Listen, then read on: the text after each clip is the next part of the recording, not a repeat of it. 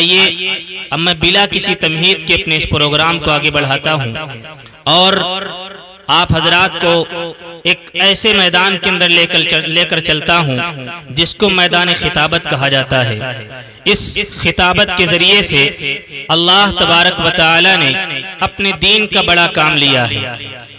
اس خطابت کے متعلق ایک شاعر کہتا ہے کہ خطابت وجد میں آئے تو پھر فنکار بن جائے، کبھی شعلہ کبھی خنجر کبھی تلوار بن جائے۔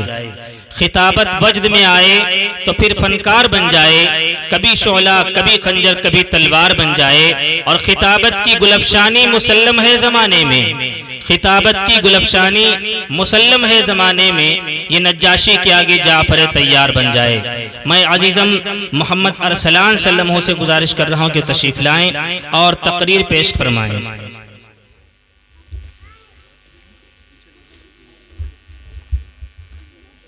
نحمد ونصلي على رسوله الكريم أما بعد قال النبي صلى الله عليه وسلم أعوذ بالله من الشيطان الرجيم بسم الله الرحمن الرحيم الصلاة عماد الدين فمن أقامها قام الدين ومن حدمها حدم الدين صدق اللہ العظیم۔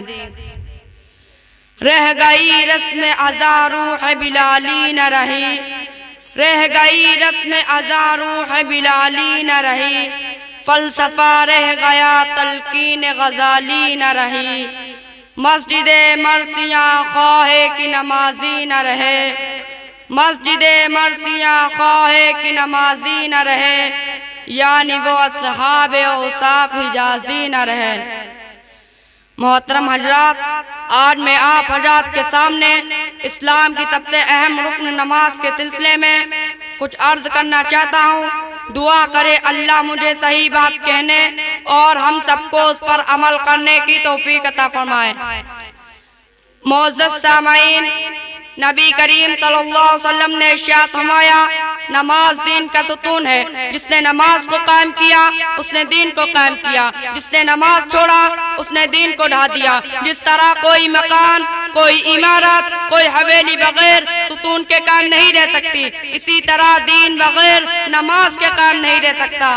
نماز کا مقام اسلام میں ایسا ہے جیسے سر کا مقام جسم میں، جس طرح انسان سر کے بغیر زندہ نہیں رہ سکتا، اسی طرح دین اسلام نماز کے بغیر زندہ نہیں رہ سکتا۔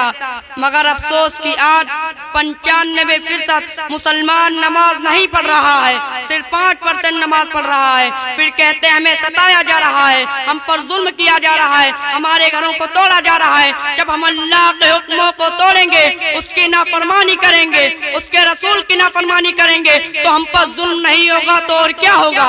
ہمیں ستایا نہیں جائے گا تو اور کیا ہوگا؟ ہم چوری کو گناہ سمجھتے ہیں، شراب کو گناہ سمجھتے ہیں، جوا کھیلنے کو گناہ سمجھتے ہیں، لیکن نماز چھوڑنے کو گناہ نہیں سمجھتے، جبکہ یہ سب سے بڑا گناہ ہے۔ نبی کریم صلی اللہ علیہ وسلم نے ارشاد فرماتے ہیں، نبی کریم صلی اللہ علیہ وسلم نے ارشاد فرماتے ہیں جو شخص نماز نہیں پڑھتا تو دین اسلام میں اس کا کوئی حصہ نہیں۔